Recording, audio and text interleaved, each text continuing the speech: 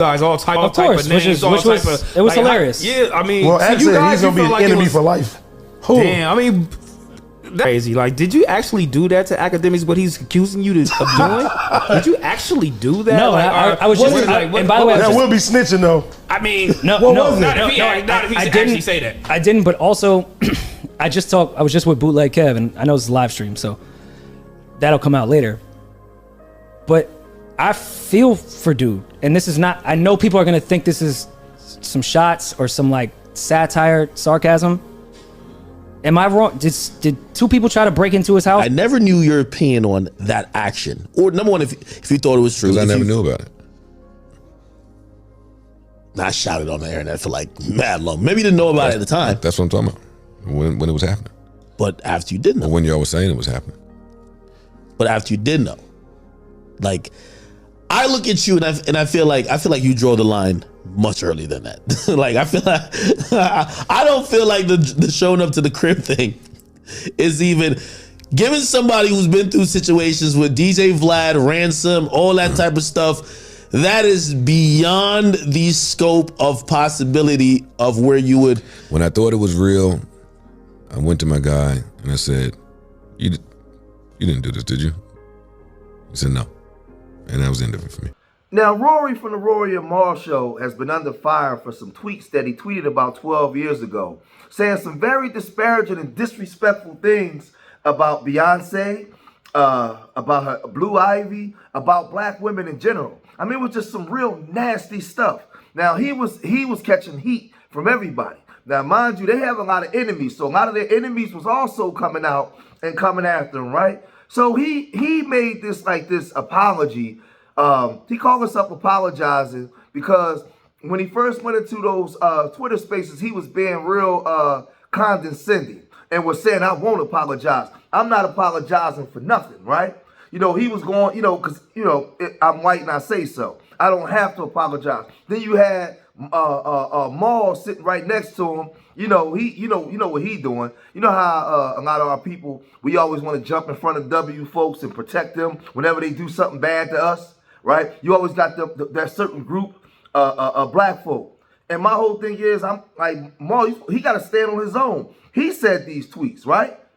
He said these tweets. So he comes out now, he wants to apologize, right?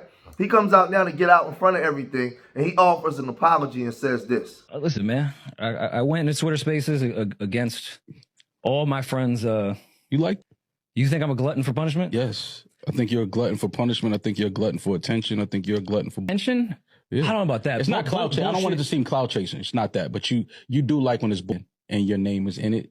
Like you dive right into it. Like abuse. I think it's you like abuse? More so to address things. But I did. You like to seem like a martyr.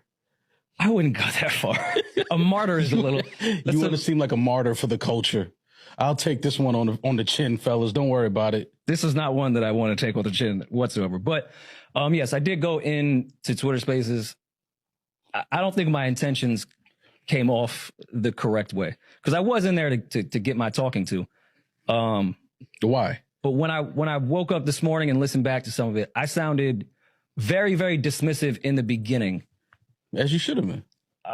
No, because there were some people in there, because I was on the side of like, everybody knows, the people that know me know who I am and know what it is. Which is why you shouldn't be talking about it. But there were people in there that don't know me and were actually searching for an actual response or reply. And nothing, I was, man. I'm not saying. We got to stop saying that. Can I finish, please? They weren't searching for searching for attention. They were searching to go back and forth with you so they can clip it and put it on their YouTube channels. That's all they were searching for. Nobody was searching for answers. Nobody was hurt. Nobody's children didn't eat last night as a result of tweets that you tweeted, fake tweets 12 years ago. So it's not that serious. I agree with you that there was definitely people in there with just that intention, but there were some people that were generally just looking for an answer. And I apologize for being dismissive to those people in particular that were just looking for an answer to what some of those tweets and fake retweets and all that was. So I do apologize because I did come off dismissive to some people that did not deserve that were just saw something out of context and was like, "Yo, what's up with this?" And I was a little condescending and dismissive in the beginning. About 20, 30 minutes in, I started to realize, oh, we're not doing it. And at that point, everyone was texting Spaces. And I felt like it was too late then. I got to just stay here because if I run, it's even worse. But I handled that spaces very poorly. I will say that. You are correct about the spaces. Okay. I'm saying me personally, after I listened to the space, I felt bad of how I handled being dismissive in the beginning. That's all. So I want to apologize for that. Can I ask you, why were you being dismissive? Because when it started, there was, I know people don't understand the term fake retweet, but at a time on Twitter, people would type out retweet someone's @ to make it look like they said something when you were battling back and forth on Twitter. I was there. So when that was popped up, yes, I was laughing about it, and I was dismissive, and then people have every right to feel away with or without context. Like I'm not here to argue that. I'm just here to say I handled the spaces poorly. That's all. I guess it's just like again, I'm gonna just keep going to the age difference between you and me. I can empathize with somebody looking at my white face in this space for so long, having opinions, and then seeing those tweets and being like, yo, what I can see the outrage with it. I'm not here saying like, yo, what's like, why are y'all so mad? I'm not here to say that. But I mean, the one they're the most outraged about was not in the context that they're making it seem. But with that said, I understand why everyone's outraged. Yesterday, I just was in a different mind state, and I was because I thought it was laughable for somebody to call me a raging racist. But this morning, I did too. But this morning, with a different lens and a good night's sleep, yeah, I sound. So I apologize. You for here to that apologize to all the victims? I'm not. See, don't put words in my mouth. Are you here to apologize to everyone that was offended and was hurt? Sure. If somebody was offended by that, I do apologize. All right. I mean, if that's how you feel, then cool. But I mean, I'm just saying, can you do me a favor from now on? Don't go in spaces. Exactly. So now we know that Rory and this dude Rory and Maul, they had their beefs with Joe Buddens. So Joe Buddens, he got wind of this, and he started to really go in and speak on this situation as well, right? So he took to his podcast, him and Mark Lamont Hill, and it seemed like to me a little bit, Mark Lamont Hill must be cool with this guy. He was trying to make like excuses for him, but Joe Buddens wasn't having none of it, right? Joe Buddens was just saying, like, I don't care how long ago it was out of pocket. It was wrong, right? So Joe Buddens and Mark Lamont Hill, they responded by saying this. Being said, he know he's going to be under fire from everybody. So now DJ Vlad, he comes out. Rory spent years talking blank about me, trying to push the I'm white, but I'm not like Vlad narrative. He was right. Now everyone sees that Rory has always been racist towards black women. I'm nothing like him, right? So Vlad is basically trying to separate himself from him and saying, hey, stop boycotting my show and everybody come back to me. Then Academiks jumped in it, right? DJ Akademiks said, I ain't forget you, punk. Let me spin the block one more time, right? So now Ad comes and says, 4 years ago, you came to my house trying to be cute like you were some mob boss. I've been on your head ever since. For my protection, of course. Thought you got a $10 million podcast. I don't know why you still in the hood. There's mad black women out there. Don't you hate them? So now you got everybody coming at him. So he said, this bozo came to my house 4 years ago. I've been having surveillance on him for 4 years straight for my protection. So he's going in on him. But people start really going in on Academiks, saying that they was with him, but once he started showing Rory's kid, people felt like he went too far. They said, you're weird for this. Then somebody else said, what kind of weirdo behavior is this? You are goofy for posting this, right?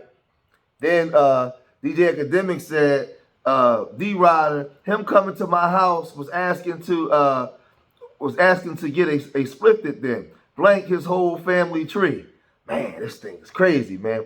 Posting this guy's picture with his kid, you're just looking to get the cease. Crazy, right? So people was mad. Then Academiks post back, have patience. It might take 10 years. You'll catch them blankety blank. So everybody going crazy. Then Joe Buddens speaks on Rory and Maul pulling up the DJ Akademiks crib, so everybody's really coming after Rory for those tweets and things that he posted. Now this is the thing. You make your money in black spaces, right? Now let's reverse it. if somebody like me, right, being a YouTuber for so long, they pulled up a lot of my old videos where I'm exposing W folks in the protected class on the way how they could handle our community, right? Let's just say I go get a job somewhere making 6 figures, and they pull those videos up. They wouldn't give me no benefit of the doubt. They wouldn't say, well, George, you're not talking about everybody. You're just talking about the specific people that's harming the community. They will hold me accountable and get me out of there. My whole thing is he's making money off the culture while at the same time disrespecting our women, while at the same time disrespecting black people in general, right? But this is why I wear the hoodie. This is slaying Superman. Superman represents W supremacy because Superman is a W man, right? Why does Superman have to be a W man? So we slay that. We slay it in our minds, man. We slay it in our minds because this is the thing. When he was acting real condescending, he feel like he can do that because they feel like they Superman amongst us. That's how they feel, right? From a psychological perspective. So yeah, man, we gotta do better, man. But y'all gotta let me know what y'all think. If you made it this far in the video, hit that like button, subscribe to Street Media TV, leave your comments in the comment section. Let me know what you guys think. And remember, I love y'all. Till next time, peace.